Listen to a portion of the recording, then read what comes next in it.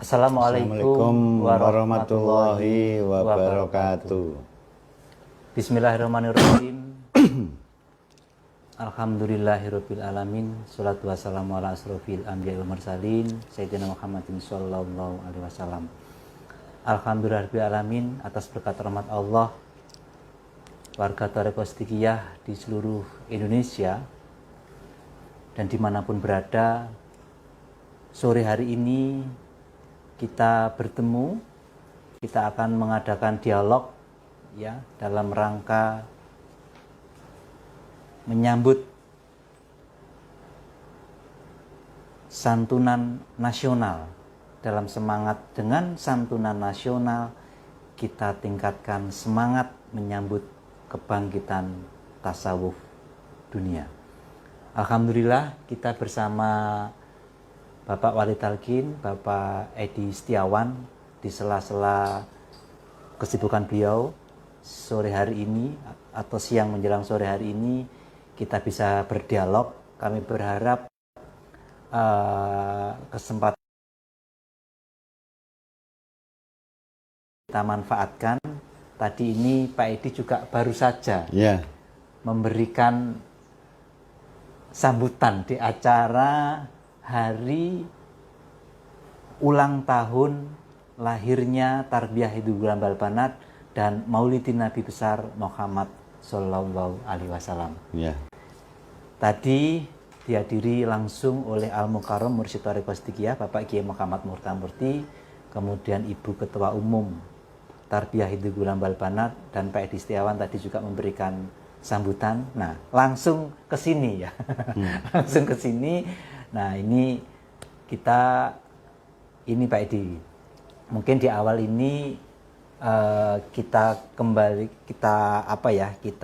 ingatkan kembali untuk kita bersama-sama mensyukuri, menyambut santunan nasional ini, karena Pak Edi, saya dapat informasi kalau bukan hanya Indonesia, dunia ini kondisinya sedang panas dingin. Nah, apakah ini nanti santunan nasional itu bisa mengarah ke sana? Saya dapat informasi Pak Edi dari Lemhanas, 2037 dimungkinkan akan terjadi perang antara Cina dan Amerika. 2037. Namun informasi dari Duta Besar Cina untuk Indonesia, Lukang Ambasador, sebagaimana disampaikan oleh Dr. Koni Rahakundini, Dr. Koni, mungkin perkiraan bisa lebih cepat. Nah, begitu juga bagaimana nanti 2024 ya, kalau ada yang mengatakan mantan jenderal yaitu saya lupa namanya, memang ini agak suasana mengkhawatirkan. Dia menyebut seandainya nanti yang didukung tanda-tanda kutip ini kalah, jadi persoalan. Artinya Bapak Edi menyangkut dengan semangat cinta tanah air, doa yang disampaikan Pak Yai pada santunan ini adalah doa yang sangat istimewa. Saya pikir kita harus lebih semangat lagi, sebagaimana tema yang disepakati oleh Dibra bahwa tahun ini dengan santunan nasional kita tingkatkan semangat menyambut kebangkitan tasawuf dunia. Ya, begitu Pak Edi, silakan. Baik, jadi kalau banyak orang mungkin menganggap bahwa untuk membangun sebuah negara itu jalan adalah dari jalur politik, ya, seolah-olah hanya satu jalan itu. Tetapi dari pengajian beliau Bapak Kiai Muhammad Mukhtar Mukti, Mursyid Thariqah Siddiqiyah, dulu pernah beliau menyampaikan bahwa selain jalan yang melalui jalur politik itu masih ada sekitar 40 jalan yang lain, ya, untuk bangun negara, ya, bangun bangsa, bangun negara. Sehingga disitulah kemudian saya juga berpikir, ya, tidak nutup kemungkinan sebenarnya apa yang dilakukan oleh beliau Bapak Kiai Muhammad Muchtar Mukti dengan berbagai program-program wujud cinta tanah air ya, melalui berbagai organisasi yang ada di lingkungan Thariqah Siddiqiyah, misalkan ya dari jalurnya Dilal Berkat Rahmat Allah Siddiqiyah pusat dan daerah, atau melalui organisasi Siddiqiyah, atau melalui organisasi pemuda Siddiqiyah, atau melalui Jamiah Kausaran Putri Siddiqiyah, atau melalui Yayasan Pendidikan Siddiqiyah. Semua program itu ketika saya amati, banyak program-program yang dicanangkan oleh beliau Pak Yai ya, melalui program organisasi itu sebenarnya adalah untuk membangun bangsa dan negara ini, bagus ya. Nah, saya ambilkan sebagai satu contoh yang sekarang sedang kita laksanakan, yaitu membangun rumah syukur Sumpah Pemuda ya, dan lahirnya lagu Indonesia Raya yang leading sektornya ini adalah ditangani oleh organisasi Pemuda Siddiqiyah atau OPSID ya. Dan tidak main-main, jalur Pemuda Siddiqiyah ini bangun seluruh Indonesia 65 ya, 65 rumah yang sepengetahuan saya rata-rata satu rumah itu mungkin di atas 100 juta ya. Nah, coba bayangkan ya, bahwa setiap tahun dibangun rumah syukur Sumpah Pemuda dan dalam rangka mensyukuri Sumpah Pemuda dan lahirnya lagu ini, setiap tahun berarti paling tidak kita bisa ya menyelamatkan 60-an orang lebih ya, orang-orang yang memang kehidupan sehari-harinya itu di bawah garis kemiskinan, tidak memiliki rumah yang layak untuk dihuni, tapi ini kemudian dibangunkan rumah ya syukur yang layak huni. Maka ini kalau saya amati, ini satu fakta untuk membangun bangsa kita, satu fakta untuk membangun ya negeri kita ini. Itu baru satu contoh. Atau contoh yang kedua ya, sebelum rumah syukur Sumpah Pemuda dan lahirnya lagu Indonesia Raya ini, kita juga bangun rumah syukur kemerdekaan Indonesia ya, layak huni Siddiqiyah, yang dimotori ya oleh organisasi Dilal Berkat Rahmat Allah Siddiqiyah. Yang tahun ini kita bangun 132 seluruh Indonesia. Total sejak awal kita bangun ya memang sudah lebih dari 20 tahun, itu sudah sampai 1824 rumah syukur kemerdekaan Indonesia. Nah, bukankah ini wujud real ya di dalam membangun bangsa dan negara ini ya. Jadi kalau misalkan 1824 ditambah yang sekarang rumah syukurnya Sumpah Pemuda, itu sudah 1824 ditambah dengan 65, sudah 1889. Kalau di rata-rata ya, satu rumah dibangun dengan nilai 100 juta, itu sudah 189 miliar ya. Dana yang dikumpulkan dari kesadaran warga Thariqah Siddiqiyah dan diperuntukkan untuk orang yang tidak mampu ya, yang itu untuk bangun bangsa dan negara ini ya. Dan kalau seandainya saya sebutkan satu persatu dari apa yang sudah dilakukan oleh beliau Bapak Kiai Muhammad Muchtar Mukti melalui ajaran Thariqah Siddiqiyah dan juga melalui organisasi di luar Thariqah Siddiqiyah, sangat banyak ya, sangat banyak wujud-wujud real ya, fakta bicara di dalam rangka membangun bangsa dan negara ini. Nah gitu Pak Gus. Dan ya, jadi artinya begini Pak Edi, bisa disimpulkan ya, yang pertama kita sangat bersyukur ya sebagai warga Thariqah Siddiqiyah diajari oleh beliau, ternyata bahwa di dalam agenda-agenda itu bukan hanya untuk kepentingan kita pribadi ya, bukan hanya untuk keluarga, bukan hanya untuk agama, bukan hanya untuk Siddiqiyah, juga untuk bangsa dan negara ini, seolah bisa menjadi apa ya, satu yang kita lakukan tapi mencakup semuanya gitu loh. Artinya kan begini, bisakah dijelaskan kalau kita menafkahkan 1 dirham saja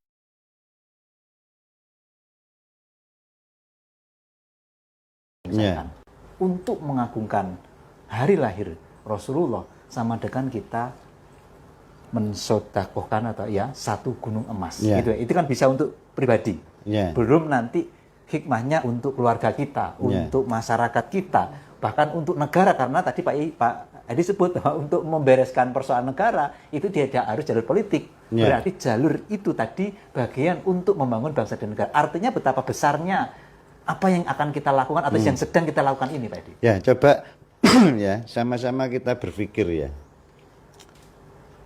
Selama ini kita itu sudah dijajah sejak 1511 Masehi, ya, sejak masuknya Portugis, dan baru merdeka tahun 1945 tanggal 17 Agustus, ya. Dan itu artinya apa? 434 tahun, Pak Gus, ya. Kita bangsa Indonesia itu dijajah oleh bangsa lain. Ya. Dan kalau seandainya selama ini mungkin yang sering kita dengar kita dijajah selama 350 tahun, itu hanya melihat dari penjajahnya Belanda. Ya. Tapi kalau kita mau membuka sejarah, kita itu pernah dijajah oleh 6 negara. Ya. Mulai dari Portugis tahun 1511, kemudian masuk Spanyol, ya, kemudian Inggris, ya, kemudian Belanda, ya, kemudian Perancis, kita juga pernah dijajah oleh Perancis, dan kemudian adalah Jepang yang ke-6 itu. Nah, coba kita bisa bayangkan 434 tahun kita dijajah. Maka pertanyaannya begini, Pak Gus, apakah bangsa Indonesia punya contoh bagaimana menjadi bangsa yang merdeka? Maka saya katakan, tidak ada contoh menjadi bangsa yang merdeka. Ya apa yang sudah dilihat bangsa Indonesia pada waktu berhadapan dengan Portugis, pada waktu berhadapan dengan Spanyol, Perancis, Inggris, Belanda, dan Jepang. Artinya bahwa ya tertanam di dalam gambaran konsep menyeluruhnya, sehingga apa? Bangsa yang merdeka itu adalah bangsa yang seperti mereka penjajah itu. Ya, bisa ditangkap ya, bisa dipahami ya. Artinya ketika kita menjadi bangsa yang merdeka, kadang ya tidak nutup kemungkinan apa yang kita lakukan itu adalah perilakunya penjajah. Nah, maka kalau kita melihat seperti itu, Pak Gus, hal yang paling mendasar sebenarnya adalah apa? Ya, menjadi titik sentral adalah bagaimana kita kalau mau bangun bangsa dan negara, maka sebenarnya sama dengan yang disampaikan Wage Supratman di lagunya, ya, bangunlah jiwanya, bangunlah badannya, bukan badannya dulu, bukan jalan tolnya dulu. Ya. Bukan bangunan megah, bangunan gedung bertingkatnya dulu, bukan. Tapi kalau mendasarkan kepada lagu Indonesia Raya, yang dibangun itu jiwanya. Nah, jiwa yang bagaimana kalau kita ingin bangun bangsa dan negara ini menjadi jiwa yang besar, menjadi bangsa yang besar, tidak ada lain. Maka jiwa-jiwa ini harus dididik menjadi jiwa yang cinta tanah air. Ya. Maka menjadi sebuah hal yang lumrah wajar bagi warga Sidikiyah, sebab sejak kecil pendidikan, ya, dan ini pun saya sampaikan tadi waktu pas hari ulang tahunnya THGB, ya, sekolahan di sini, itu apa? Sejak kecil kita itu sudah dididik oleh Pak Yai itu untuk cinta tanah air, ya, ditanamkan sejak dini. Maka di sini faktanya, ya, kita bukan hanya bicara saja, tapi mulai kecil dididik untuk cinta tanah air melalui apa?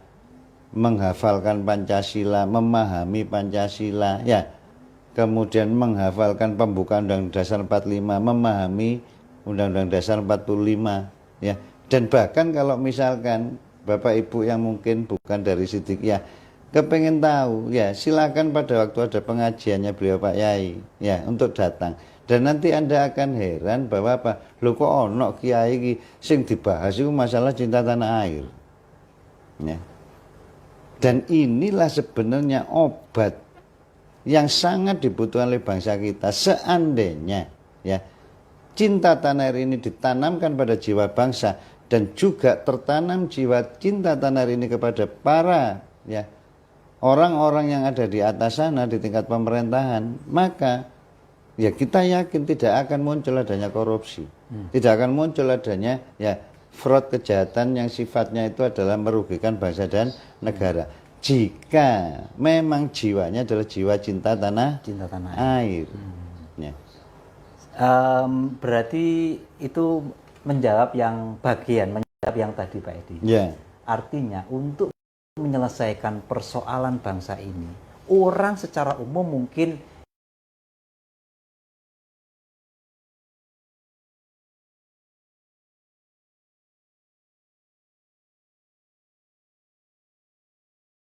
Ya. ternyata bahwa ada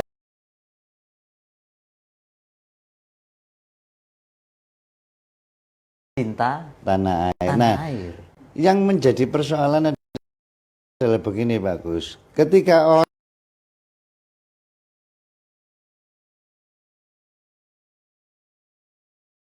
bertanya ke seluruh bangsa Indonesia, adakah masing-masing bertanya kepada orang kafir, Quraisy itu ya, apakah mereka beriman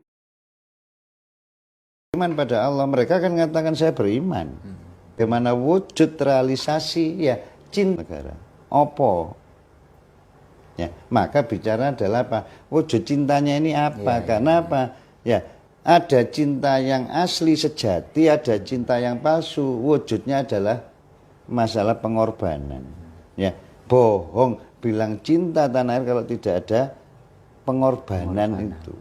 Ya, inilah yang faktanya dididik oleh beliau Pak Yai bahwa ya hubbul waton minal iman, cinta tanah air itu adalah bagian dari iman, bukan hanya sebatas sebuah konsep, bukan hanya sebatas sebuah filosofis, bukan hanya sebatas sebuah teori, tapi sesuatu yang kemudian dicontohkan oleh beliau Pak Yai itu untuk direalisasikan, diaplikasikan kegiatan-kegiatan ya, program-program organisasi yang langsung wujud fakta ya di dalam masalah membangun bangsa dan negara itu. Dan itulah salah satunya Pak Gus ya, wujud faktanya di dalam membangun bangsa dan negara adalah program yang sudah 19 tahun kita lakukan. Nanti di hari Senin itu serentak seluruh Indonesia, seluruh warga Toreko Sidikiyah ya berbondong-bondong melakukan kegiatan santunan nasional.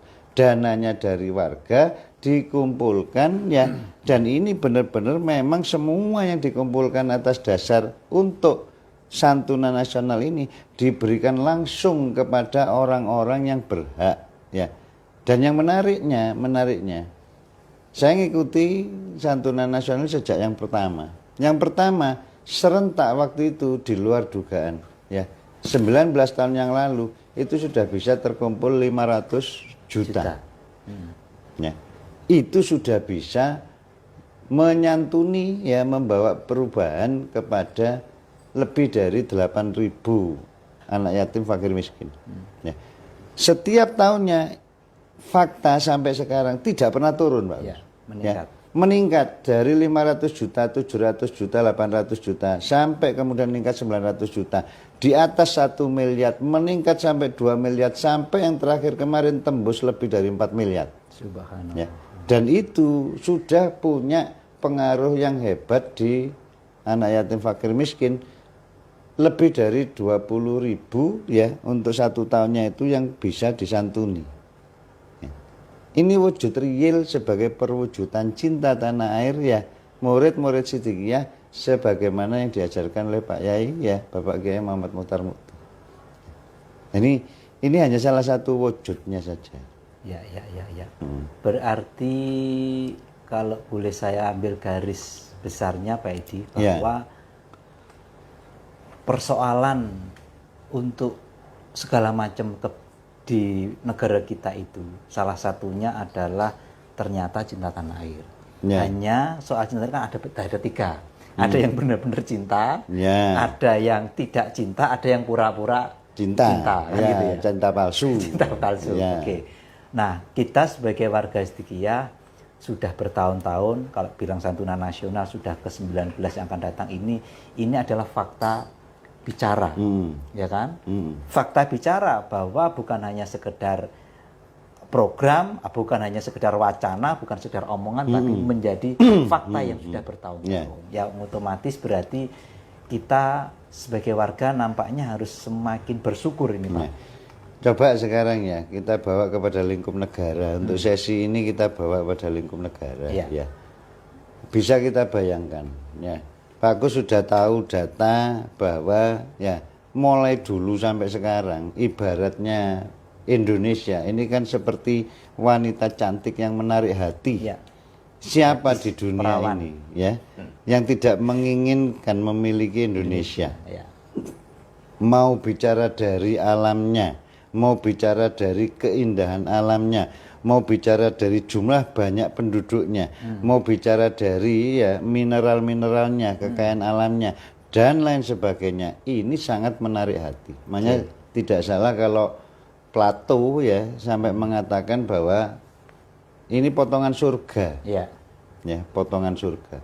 Nah, kemudian bermacam-macam ya upaya-upaya yang dilakukan oleh negara-negara lain untuk menguasai wilayah Indonesia. Ya. Maka coba sekarang ya. Seandainya ngomongkan seandainya ya bangsa Indonesia sendiri tidak memiliki cinta kepada tanah airnya. Apa enggak mungkin kemudian pulau yang tersebar 17.500 lebih ada yang dijual dan kita enggak tahu. Ya, kan mungkin. Ya, jika tidak ada cinta tanah air misalkan ya, apa tidak mungkin kemudian ya seolah-olah itu adalah kerjasama dengan negara lain, tapi sebenarnya merugikan bangsa kita dan dapat keuntungan banyak justru negara lain. Jika tidak cinta tanah air ya, ambil satu contoh lainnya, apa tidak mungkin seolah-olah di sini perusahaan berkembang besar ya, tetapi yang memiliki keilmuannya tetap dari orang luar, bukan dari bangsa kita sendiri. Itu semuanya jika tidak ada cinta tanah air. Dan jika tidak ada cinta tanah air, apakah tidak memungkinkan terjadi korupsi besar-besaran di Indonesia? Ya. Maka benar yang dikatakan di dalam salah satu kitab ya, bahwa apa? Jika tidak ada cinta tanah air, robohlah satu bangsa. Ya. Maka ini ya yang menjadi obat, sentralnya obat ya, menjadi titiknya obat, menjadi ya penyembuh dari penyakit Ibu Pertiwi yang komplikasi sekarang ini ya. Maka saya akan katakan jawaban obatnya hanya satu, yaitu apa? Cinta tanah air ya. Kalau jawaban obatnya itu hanya satu, cinta tanah air Pak Edi ya, kita saya pikir mohonlah ini komentar nanti ya, yang di sana ya. Betulkah bisa dirasakan, disadari, bicara cinta tanah air yang terdepan adalah fakta bicaranya adalah dari Toreko Sidikiyah.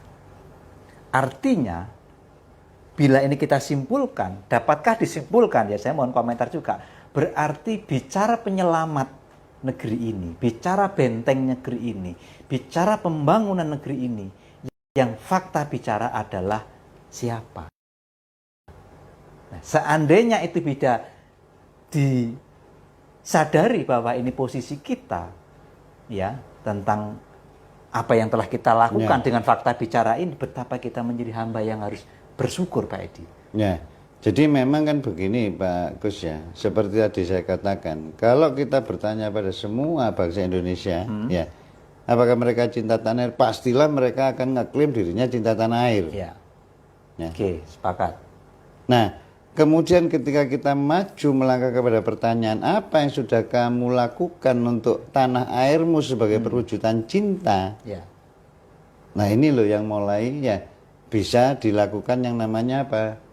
Istilahnya pemetaan. Benarkah kita yang mengatakan diri kita cinta tanah air, cinta kita masuk cinta yang sejati atau masuk cinta yang palsu, atau pada dasarnya kita masuk bagian yang ketiga tadi yang Pak Gus sampaikan, yaitu apa? Sebenarnya kita tidak peduli dengan tanah air kita. Ya. Maka inilah yang kita katakan wujud ya pengorbanan, wujud cinta tanah air kita itu apa? Ya, wujudnya ini loh. Nah ini yang perlu kita pertanyakan di dalam diri kita. Meskipun saya orang paling cinta tanah air, saya cinta tanah air, saya kemana-mana bahas masalah kebangsaan.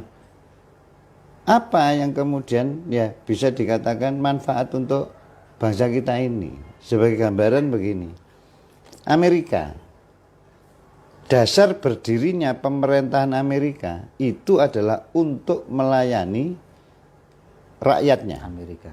Ya. Dasar, saya ulangi lagi, dasar berdirinya pemerintahan Amerika ya itu adalah untuk melayani rakyatnya.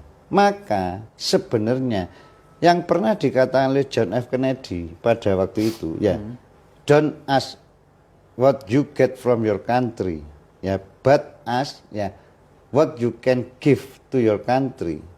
Itu pada dasarnya nyalai human right-nya Amerika. Delak lucu ya.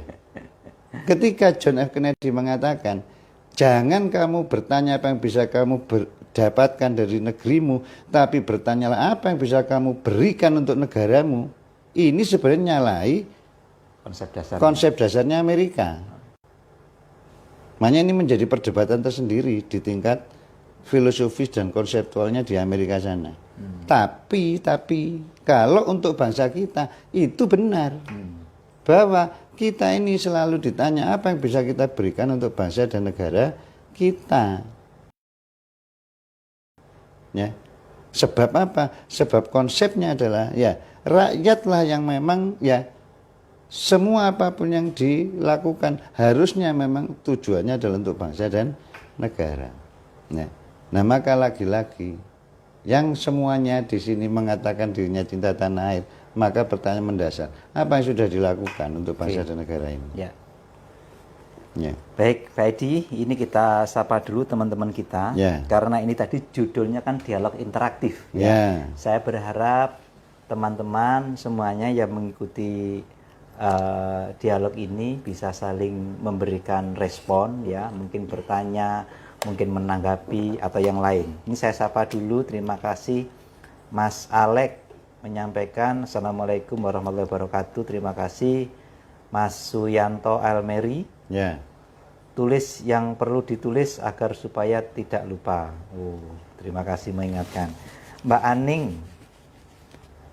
menyampaikan Alhamdulillah semoga Indonesia warga setia selamat dalam perjalanan hidup dari dunia dan akhirat. Terima kasih. Mas Iping, salim dan salam untuk Indonesia Raya. Terima kasih. Mas Nono, Jombang hadir. Mbak Nuri Raya, Nganjuk menyimak dan mengikuti. Pak Sekan, Batu hadir. Cak Parwoto, Indonesia menyimak. Ibu Lasmini, Rejoso Nganjuk hadir. Ibu Aisyah Hayun, Bengkulu Utara nyimak. Ibu Risma Nganjuk hadir, Cak Musidoarjo hadir, Ki Ageng Ketapang Kalbar hadir. Terima kasih. Bapak Winarto Magetan terima kasih. Mas Ari Setiawan, subhanallah alhamdulillah astagfirullah Malang Kota hadir, Pak. Nggih, terus Mas Parasetyo Opsit Magetan mengikuti. Nggih, kami ucapkan terima kasih yang sudah menulis kolom komentar dan kesempatan ini bersama Bapak Edi Setiawan, ya, Bapak Wali Talkin, pengurus Dibra Pusat, juga pengurus DPP Orsid. Kami persilakan nanti tema kita semangat dengan santunan nasional, kita tingkatkan semangat menyambut kebangkitan tasawuf dunia. Itu kami persilakan, mungkin ada pertanyaan. Jadi gini Pak Edi, tadi kita sempat saya mencoba menyawarkan pertanyaan kepada pemirsa ya. Seperti yang Pak Edi katakan, banyak orang mengatakan cinta tanah air. Tapi tidak cukup kita hanya mengatakan, harus kepada tingkat fakta. Begitu. Nah, saya membayangkan seandainya kita merasakan dan meyakini melihat apa-apa yang telah diajarkan oleh beliau sang mursyid, sampai muncul kesadaran bahwa kita adalah orang-orang yang cinta tanah air dengan program-program itu, ujungnya kan kita akan semakin bersyukur dana yang sudah kita sampaikan, kalau Pak Edi bilang tadi, untuk rumah layak huni sudah 80 miliar 80 hitungannya miliar. seandainya ya itu dihitung diakumulasi dan dihitung Dan per, dihitung. per rumahnya itu sekitar Ya, 100 belum jutaan. untuk santunan Ya, nasional, Ya. kan begitu. Artinya ini kan fakta-fakta bicara ya, bahwa cinta tanah air itu memang bukan hanya diomongkan ya, Ya. tapi menjadi fakta. Ya. Saya tadi tertarik Pak Edi, kemarin waktu beliau sang mursyid menyampaikan Maidatul Hasanah Pitutul Luhur pada acara Maulidin Nabi, memang beliau juga menyinggung, diantaranya adalah malu. ya, Ada satu kata yang beliau sebut malu. ya, Di antaranya beliau menyampaikan kita itu sudah merdeka 78 tahun. Tapi di antara warga negara kita itu ada yang masih tinggal di rumah-rumah yang kayak kandang.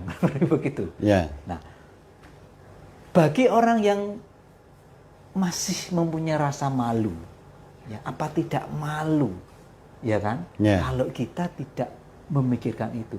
Bahkan waktu itu beliau nyinggung ya, kok ini dipindahkan rumah, dibangunkan kayak rumah susun kayak ini ya, kan begitu. Orang yang sudah tinggal beratus-ratus tahun di sebuah tempat, beliau tidak menyebut nama tempatnya mana ya, tapi beliau menyinggung, kemudian diusir ya kan, dibangunkan rumah ya, dan ini nampaknya beliau menyebut mana sifat malunya itu mana. Kemudian beliau juga menyinggung waktu itu orang-orang elit Pak Edi. Lah, beliau menyampaikan ini bukan orang elit, ini orang pelit. iya, iya, Nah, artinya Pak Edi, di satu sisi kita melihat kondisi bangsa kita yang monggo lah, artinya kan kita lempar ya. Apakah fakta di lapangan itu betul-betul lagi kita itu robek sifat malunya? Ayo. Tapi di satu sisi fakta bicara, mungkin kita merasakan karena kita bagian dari pelaku. Betapa kita itu yang hari ini ibaratnya Pak Edi nggak cukup berlari, iber Pak. Monggo Pak Edi, gimana ini? Jadi gini. Sambil menunggu ini yang bertanya Pak Edi. Banyak orang menganggap wong Sidike itu soge-soge, kaya-kaya. Ya.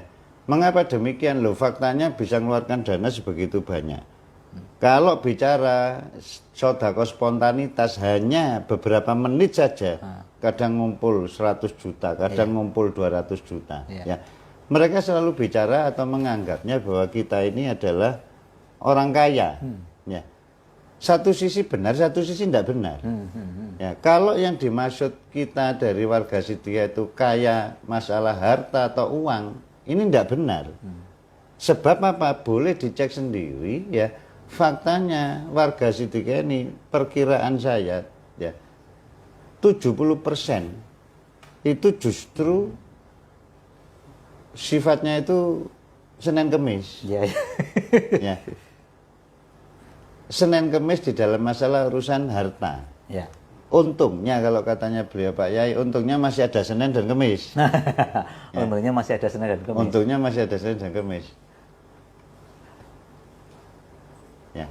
Nah, lalu sebenarnya mengapa bisa wujud terkait bangun rumah syukur yang sebegitu hebatnya? Ya. Silakan kalau ada yang mungkin mau diajak. Ya, ini mungkin kita kedatangan tamu juga, ya, nggak apa-apa, silakan. Tamu, Pak. Ya, kita diskusi santai di Section sini. ini. Nah, lalu kok bisa wujud, kan gitu? Ya. Maka disinilah yang tadi seandainya ada yang menganggap bahwa warga Sidike ini kaya. Memang iya kaya, tapi bukan kaya harta, kaya uang, kaya kesadaran. Ya, bicara ngumpulnya dana yang sebegitu banyaknya. Ya, itu faktanya kadang ngumpul dari Rp1.000, Rp2.000, Rp5.000, Rp10.000, Ya. tapi ping. Ya. Ya.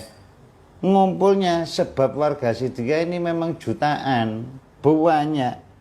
Maka meskipun cuma sodako 1.000 2.000, ngumpulnya kelihatan 200 juta, kelihatan 100 juta. Ya. Kesadarannya ini loh yang memang warga Sidika ini kaya, dan itu saya sendiri ngamati puluhan tahun itu ndak habis pikir, Pak Gus. Ndak habis pikirnya apa? Loh, kok bisa ya? Jiwa pelit itu ndak ada. Padahal mereka orang-orang yang sebenarnya ya mencari makan hari ini kadang harus cari hari ini. Kenapa mereka jiwa pelit itu tidak ada dan mereka tetap mau mengeluarkan uang? Nah, sehingga bisa terkumpul jumlah yang banyak dan bisa terwujud apakah itu santunan nasional, bangun rumah syukur dan lain sebagainya.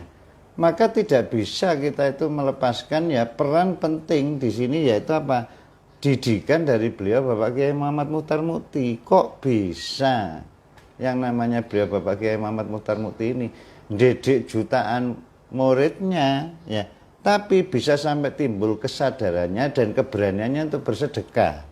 Ini loh yang di zaman sekarang itu kayaknya kayak enggak masuk akal gitu. Ya. Tapi faktanya itu ada. Ya. Coba sekarang ya, misalkan bangun rumah syukur ya. Loh ini loh, sudah mengeluarkan uang sendiri, urunan, ya. Terus masih mau jadi relawan untuk ngangkat boto, untuk noto boto, ya sampai wujud. Dan kalau misalkan ditanya langsung pun bisa. Loh Pak, ini dana dari mana? Ya dari urunannya warga, gotong royong. Lah terus yang bangun, tenaganya dari mana? Ya gotong royong. Lah terus kenapa Bapak mau memberikan itu ke orang lain? Padahal orang lain itu kadang kita tidak melihat dari sisi agamanya apa. Ya, sebab kalau perintah di Quran, hadis, ya masalah sodako, masalah nyantuni anak yatim fakir miskin, kan tidak ada keterangan untuk agama apa. Apa khususannya Islam? Kan tidak ada. Ya. Aro'aitalati yukadibu bidin. Tahukah kamu yang dikatakan pendusta agama? Fadhalikaladiyadul yatim, yang tidak mau ya istilahnya peduli kepada ya anak yatim ya, wala yahudu ala ta'amil miskin, dan menghardik orang-orang miskin. Loh ini kan tandanya hanya bicara anak yatim, fakir miskin, tidak bicara kudu agama Islam. Ya. Harus agamanya tidak ada. Ya. Nah, bangkitkan kesadaran ini loh yang saya sampai sekarang masih takjub. Kok bisa gitu loh ya. Dan itulah yang menjadi titik ya, titik kemudian digerakkan oleh beliau Pak Yai ya, Bapak Muhammad Muchtar Mukti Mursyid Sidika ini untuk apa? Untuk kemanfaatan lebih besar lagi, yaitu untuk rakyat Indonesia, untuk bangsa dan negara. Dan ini pun juga merupakan aplikasi dari hadis Rasulullah, khairun nasihan fahum linas, sebaik-baik manusia itu adalah yang manfaat bagi manusia yang lain. Nah, tidak mudah kita sekarang mencari ya ulama dimanapun juga yang mampu untuk bukan bicara hanya sebatas menjelaskan Quran hadis, tetapi sampai merealisasikan di dalam wujud kemanfaatan. Ya.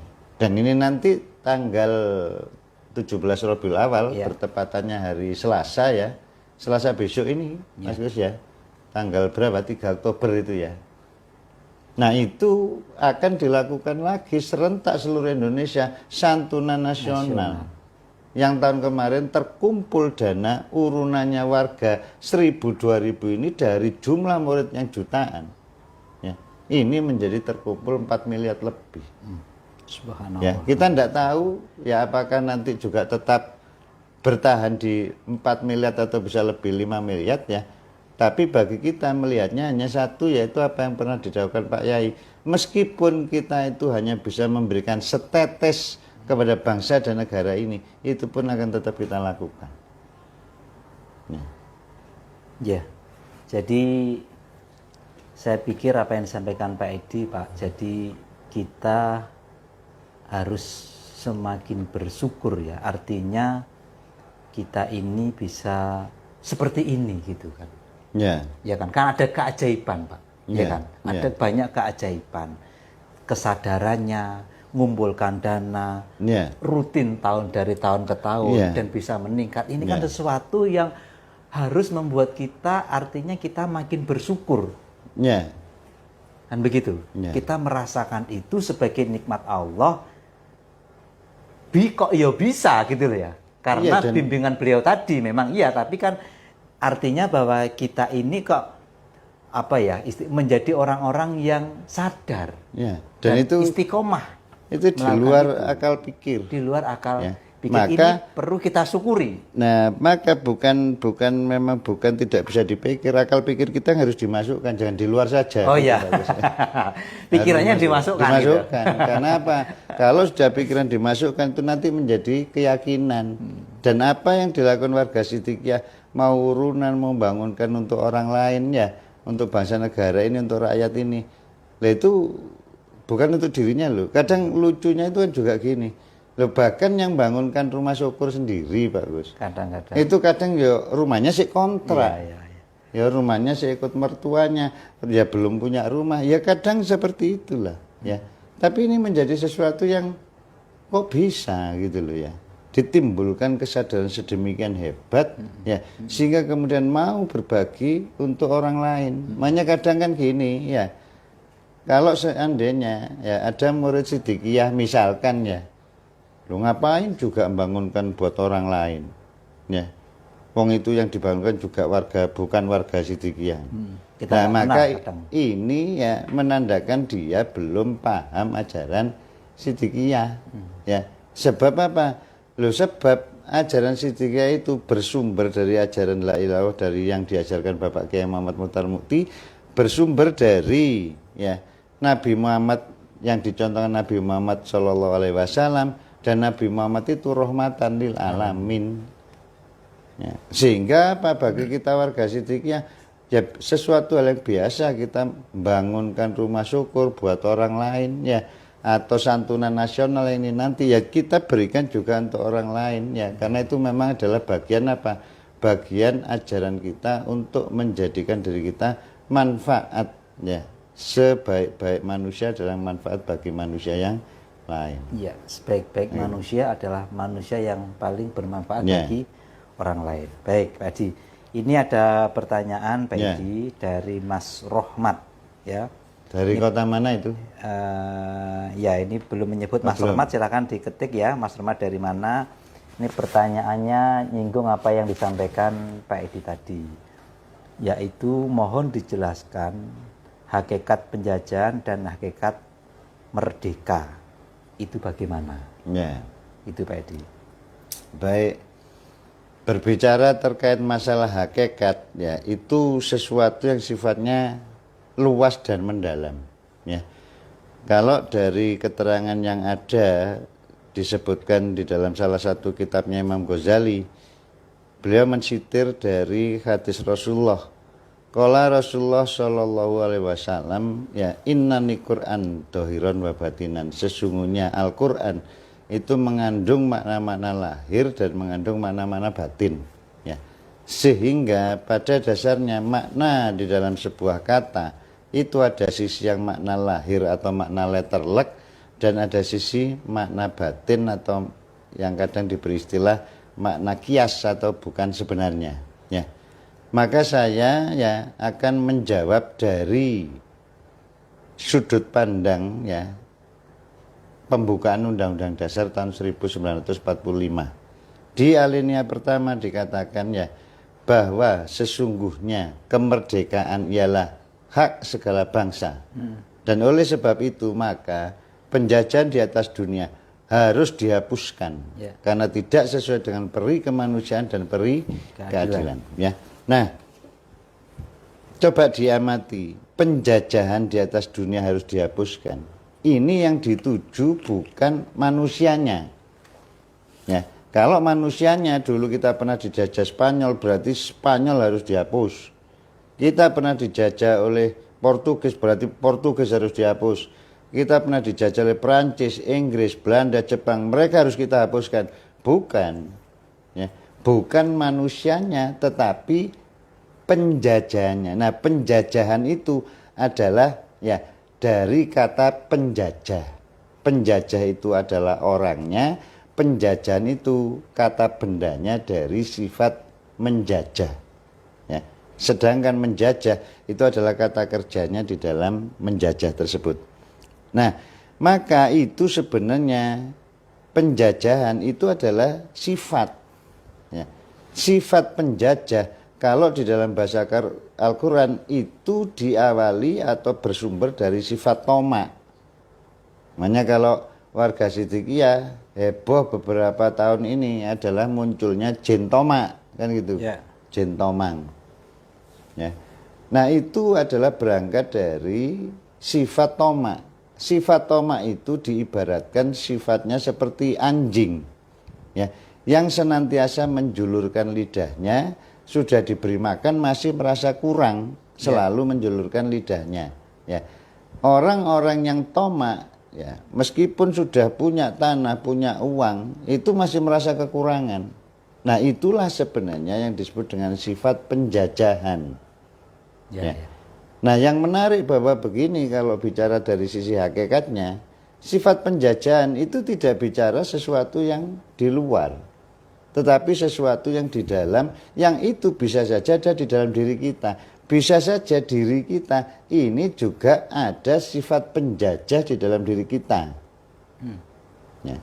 Kalau kita tidak mewaspadai, ya, maka diri kita ini juga akan kemasukan sifat penjajah. Atau yang tadi saya katakan sifat toma, merasa kurang. Ya, wis duwe mobil siji sik merasa kurang, tambah loro, tambah telu, duwe omah wis apik, merasa kurang. Rasa kurang inilah yang dikatakan sifat toma. Ya. Nah, sehingga kalau bicara hakikat dari penjajah itu adalah sifat yang ada di diri manusia yang disebut dengan sifat toma ini, dan itu wajib untuk dihapuskan karena tidak sesuai dengan peri kemanusiaan dan peri keadilan, yang artinya bahwa apa? Itu bukan sifat aslinya manusia. Bukan sifat aslinya manusia, sifat penjajah itu. Tapi sifat penjajah itu masuk areanya sifat hewan. Ya. Makanya kenapa ya orang-orang yang toma di dalam melakukan, ya, ingin mencapai tujuannya, apapun akan dihalalkan, ya, karena ini memang sifat hewani. Maka kita harus membersihkan diri kita dari sifat penjajah, membersihkan diri kita dari sifat toma. Kalau bersih dari sifat-sifat itu atau bersih dari penyakit-penyakit hati, itulah yang disebut merdeka. Lah gitu loh. Ya. Tapi selama sifat hati yang tercela itu belum bersih, belum bisa disebut merdeka di dalam hati kita. Ya. Oleh sebab itu maka ya Thariqah Sidikiyah yang mengajarkan tasawuf, ya, di semua ajaran tasawuf yang diajarkan pastilah terkait dengan bagaimana membersihkan hati dari sifat-sifat yang tercela. Ya, innallaha yuhibbut tawabin wa yuhibbul mutatahhirin. Sesungguhnya Allah itu cinta kepada orang-orang ya tawabin yang bertobat, wa yuhibbul mutatahhirin, dan yang bersuci atau membersihkan dirinya. Nah, ini karena ditanya tadi masalah hakikat, kan gitu.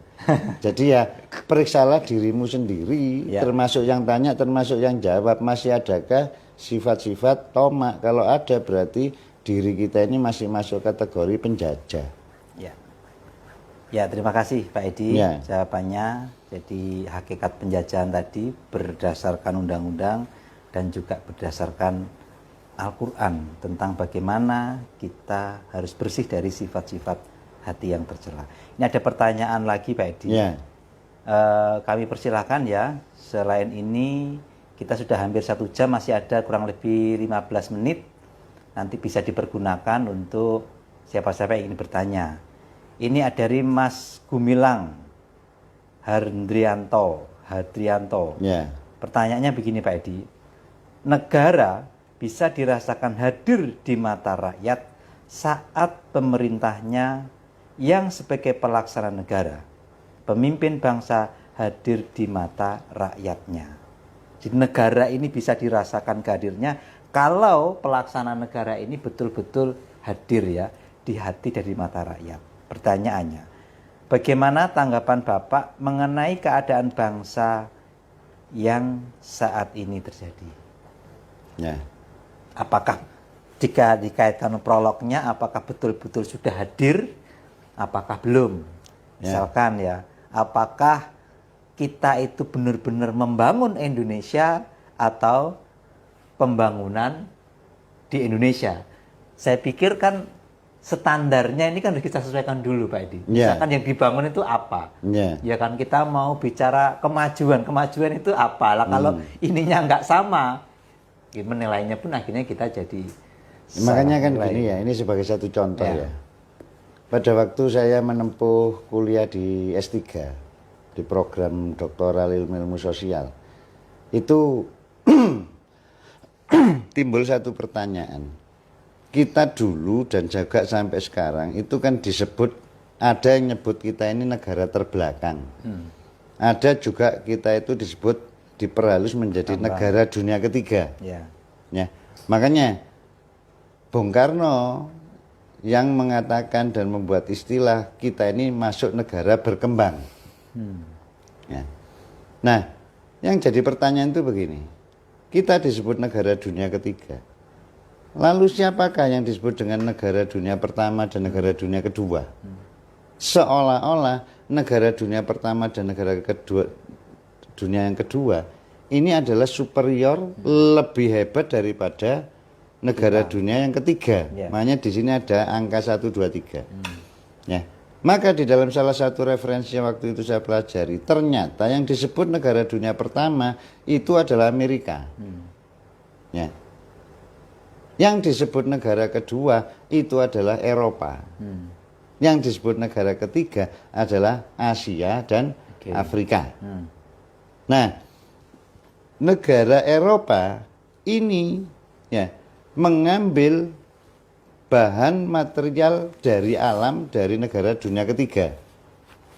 Yang kemudian ini adalah kebutuhan dari negara Amerika, bahan mentah ini.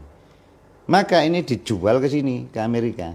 Dan ini ditransaksikan Amerika, barternya adalah, tradingnya adalah apa? Adalah peralatan-peralatan industri yang dibutuhkan oleh Eropa. Nah, maka gambarannya begini Pak Gus. Ya, kembali ke pertanyaan tadi. Kalau yang dikatakan, ya, satu bangsa, satu negara itu maju dengan urutan 1, 2, 3 ini, dan kita dianggap maju kalau seperti Eropa, atau seperti Amerika, ini yang jadi persoalan. Standarisasinya. Ya.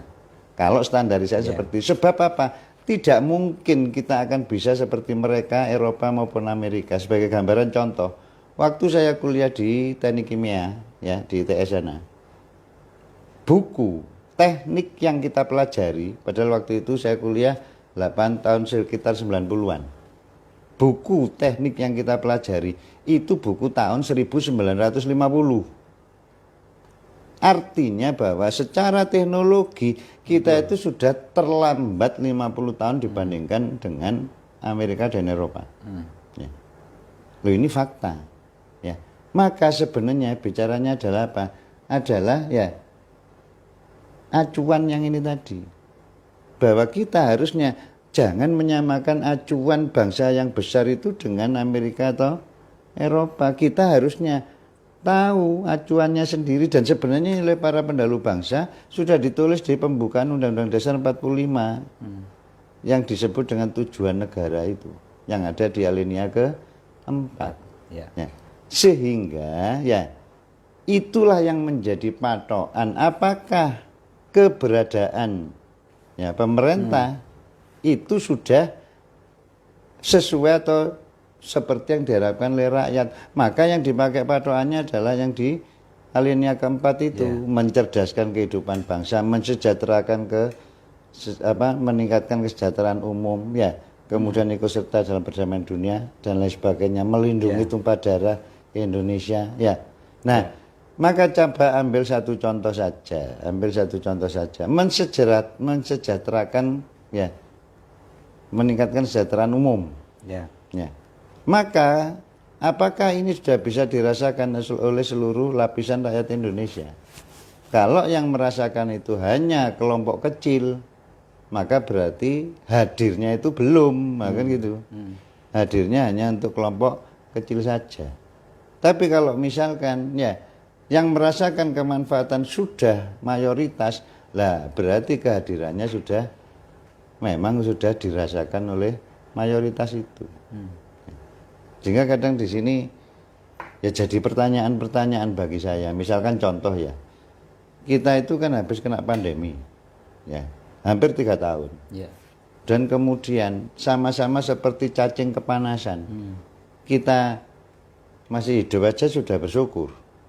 Ya sementara berapa banyak negara lain gelundung kena COVID.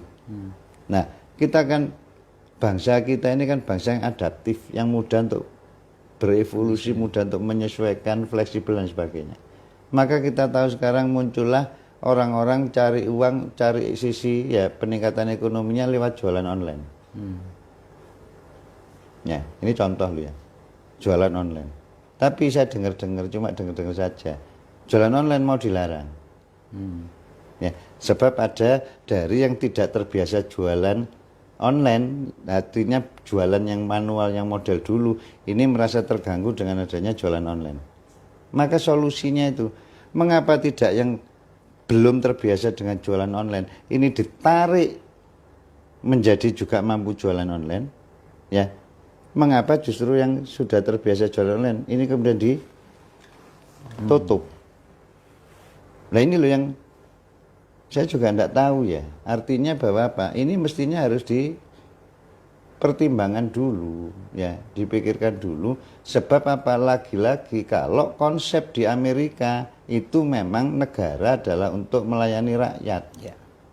Ya. Tapi kalau konsep di Indonesia, loh, apa yang kita lakukan sebagai rakyat inilah yang memang untuk membangun negara kita. Nah, maka kita bicaranya mestinya adalah sifat menyeluruh, ya, bukan hanya sifat parsial-parsial saja. Ya Pak Edi, jadi kita sepakatlah ya Pak Edi tadi saya menangkap juga mengembalikan lagi, silahkan diamati sendiri, silahkan dirasakan sendiri, kita apakah betul-betul sudah hadir atau belum. Iya. Saya jadi teringat begini Pak Edi, dawuhnya Pak Yai kira-kira 6-7 bulan yang lalu, beliau menyebut bahwa abad ini adalah abad pencucian dan penataan kembali negara. Ada kata-kata negara. Abad pencucian dan penataan kembali negara. Artinya jika kita yakini ini betul, secara garis besar negara ini pertama ada pencucian, kedua ada penataan kembali, kan begitu. Nah, kalau memang benar negara ini harus disucikan, berarti bisakah dikatakan bahwa negara ini banyak kotoran-kotorannya? Gitu kan. Kemudian kalau dikatakan negara ini perlu ditata kembali, berarti negara ini ada yang kurang tepat Pak Edi. Kondisinya hari ini, apakah bisa dimaknai begitu? Sebenarnya kalau saya melihatnya ya, dari sudut pandang saya Pak ya, Pak Gus ya, semua negara di dunia, ya, semua negara di dunia itu rata-rata memiliki kotorannya masing-masing, ya. Dengan catatan jangan melihat hanya yang sifatnya kotoran lahir loh ya. Kalau kotoran lahir Singapura bersih, tapi ada yang bilang iya presidennya Singapura noto cuma satu kota, satu negara yang bagi kita satu kota jajal kongon ngatur negara Indonesia. Apa semudah itu? Enggak, ya. Nah, artinya semua negara pada dasarnya punya kotorannya sendiri-sendiri, dan juga semua negara pada dasarnya setiap kalinya memang membutuhkan untuk ditata ulang. Penyesuaian dengan zaman, ya, arafa zamanahu, penyesuaian dengan zaman yang itu tidak bisa lagi dipakai cara yang lama. Ya. Misalkan satu contoh, ya kalau nuruti versi lama dulu, zaman kerajaan beda. Nah, nuruti kemudian masa kemerdekaan, zaman republik ini pun masih ada, ya sempat ada Republik Indonesia Serikat. Nah, sehingga kemudian bergeraknya ini memang membutuhkan ya penataan-penataan baru. Nah, tetapi saya justru melihatnya begini Pak. Sifat penataan bukan sisi sifat yang tampak. Jika kembali kepada, jika terjadi sebuah ya progresif di dalam peningkatan cinta tanah air untuk jiwa-jiwa bangsa, tambah banyak yang cinta tanah airnya, kira-kira apa enggak mereka otomatis akan bergerak menata ulang negara kita? Ya pasti. Ya. Jadi itu sebagai sesuatu yang memang sudah seharusnya ya dilakukan pembersihan, dilakukan pencucian, dilakukan penataan ulang ya, karena kita ingin untuk tambah setiap kalinya tambah lebih baik, lebih baik dan seterusnya seperti itu. Artinya menarik kalau memang dengan cinta tanah air itu, dengan pembangunan jiwa, bangunlah jiwanya, otomatis ini menjadi sebuah perubahan secara otomatis. Iya, Orang akan pikirannya berubah, tindakannya berubah, perbuatannya berubah kan begitu. Iya, paling gampang begini ya. Seseorang ya lulusan SD, kemudian dia sekolah di SMP, menerima pendidikan SMP, kemungkinan besar berubah enggak perilakunya? Berubah. Dari SMP kemudian geser SMA, apakah perilakunya enggak berubah? Berubah. Dari SMA ditingkatkan pendidikannya ke perguruan tinggi, apakah dia enggak berubah? Pasti berubah. Makanya kadang kita lihat ya, ono wong tukaran, orang tengkar, suami istri. Loh, kok jadinya banyak piring terbang? Ya gak piring tok, kadang asbak terbang, misalkan lo ya. Maka kita langsung bisa mengarahkan, mereka berdua lulusan apa? SD, wajar. Ya. SMP, wajar. SMA. Nah, ini mulai biasanya timbul sebuah perubahan. Nah, ini loh yang kita katakan bahwa apa? Pendidikan itu membawa perubahan kepada perilaku. Maka bisa dibayangkan jika pendidikan cinta tanah air ya, dengan kemudian diajarkan ya, yaitu apa? Diajarkan tidak pelit, berani bersedekah melalui seperti contohnya santunan nasional yang ini nanti kita lakukan ya. Loh, apa enggak terjadi perubahan di dalam lingkup dirinya, perilaku dirinya? Lingkup perilaku dirinya berubah, apa tidak ada perubahan di dalam lingkup perilaku keluarganya? Lingkup perilaku keluarganya ada perubahan, apa tidak kemudian terjadi perubahan di dalam masyarakatnya? Dan ini terus bergerak seperti sebuah bola salju gitu ya, butterfly effect. Ini akan menyeluruh, bergerak menjadi perubahan di dalam bangsa dan negara. Berangkatnya dari titik paling kecil. Ya. Nah, kadang banyak orang itu ingin merubah dunia, inginnya itu merubah dunia, inginnya merubah segala sesuatu yang sifatnya besar. Ya, tapi mereka lupa bahwa kalau kita ingin merubah dunia, ya, iki yang bicara ini Leo Tolstoy, tokoh filosof dari Leo Tolstoy itu mana? Dari Rusia kalau saya tidak salah ya. Kalau orang ingin merubah dunia, sebenarnya rubahlah dirimu dulu. Karena ini nanti akan bergerak. Bayangkan kalau penanaman yang seperti dengan beliau Pak Yai ya, untuk menanamkan cinta tanah air ini terus bergerak. Dan mereka bukan hanya cinta tanah air yang palsu, tapi mereka berani berkorban ya untuk bergerak membangun bangsa dan negara. Ini akan menjadi bola salju tambah lama, tambah membesar, ya otomatis akan terjadi perubahan.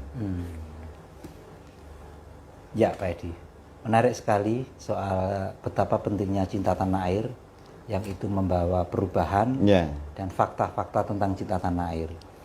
Mungkin ada di penghujung Pak Edi, mungkin ada masukan-masukan, artinya apakah perlu disarankan kepada warga Sidikiyah untuk acara santunan nasional itu bukan hanya sekedar kita mengadakan acara ya, tapi bagaimana ini juga merupakan edukasi pendidikan untuk minimal dari diri kita dan keluarga kita. Artinya misalkan ajak keluarga, ajak anak istri, apakah kira-kira bagaimana Pak Edi? Apakah diperlukan bagian dari pendidikan cinta tanah air? Jadi begini ya, saya ini tidak menunjukkan hanya ke warga Sidikiyah saja, karena begitu istilahnya seperti ini sudah di online kan ya. Baik warga Sidikiyah maupun bukan warga Sidikiyah akan mendengarkan, baik yang agama Islam maupun bukan agama Islam itu juga akan mendengarkan ya. Maka akan saya sampaikan begini.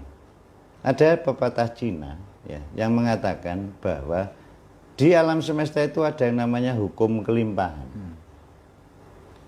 Jika kamu memberikan kepada alam semesta, meskipun sedikit, tapi kamu ikhlas, maka alam semesta akan memberikan kelimpahan kepadamu. Silahkan difaktakan, dibuktikan ya. Menurut kemampuan Anda, keluarkan uang untuk bicara sedekah atau sodako ya. Apapun agama Anda. Tapi kali ini berikan memang untuk kemanfaatan orang-orang yang benar-benar membutuhkan. Ya. Apakah itu uang, barang, tenaga dan lain sebagainya. Ya.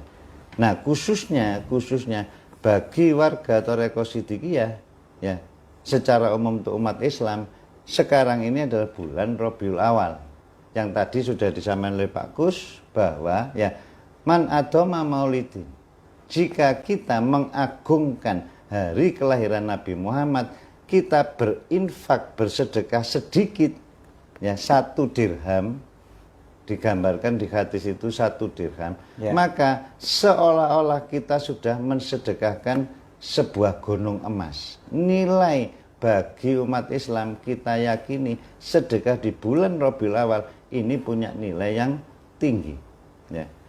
Oleh sebab itu ya, kesempatan di bulan Rabiul Awal ini untuk apa? Bersedekahlah dan kemudian lihatlah ya, amati kehidupan Anda sehari-hari, maka Anda akan mendapatkan barokah, rahmat dan yasroh kemudian dari Allah Subhanahu wa taala. Dan khususnya warga Sidikiyah, hari Selasa itu adalah santunan nasional serentak seluruh Indonesia.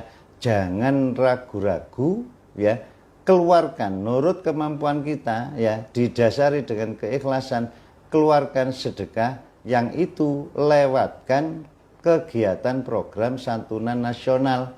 Supaya apa? Supaya begini, kalau Anda cuma istilahnya mensodakokan 10.000 pribadi Anda sodakokan orang 10.000, nilainya ya bicara 10.000. Tapi kalau Anda ikutkan di dalam program santunan nasional, 10.000 Anda tidak jadi 10.000 karena ini bareng dengan seluruh Indonesia ya. Maka nilainya menjadi berlipat-lipat ya. Dan itu bisa dirasakan kemanfaatannya baik bagi diri, bagi keluarga, bagi masyarakat maupun bagi bangsa dan negara kita ya.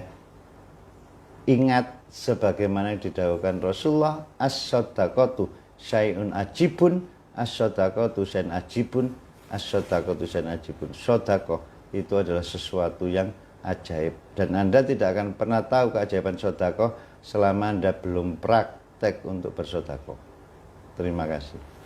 Terima kasih kawan-kawan semuanya. Ini akan kita sambung lagi. Jadi pesan Pak Edi tadi, betapa ajaibnya sedekah.